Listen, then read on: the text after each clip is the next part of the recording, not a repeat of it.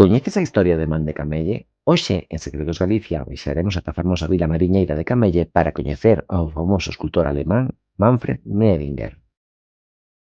Nunha das súas viaxes procedente de Alemaña, Man quedou namorado da paz e tranquilidade de Camelle, instalándose nesta vila dende os anos 60. El era unha persoa que vivía sen luxo, sen electricidade, incluso vestía en coiros, libre como o mar que o rodeaba. Coa madeira e lixo que traía o océano, Manfred facía arte.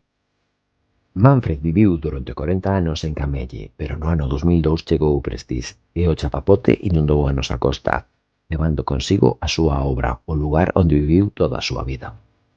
20 e pouco despois, Man morreu de pena. O mar que lle dera vida tamén lla quitou, mais en Camelle a súa lembranza todavía perdura, xa que podes observar restos do seu xardín xunto ao mar e tamén podes visitar a Casa Museo Man onde podes ver os seus cadernos e restos das súas esculturas.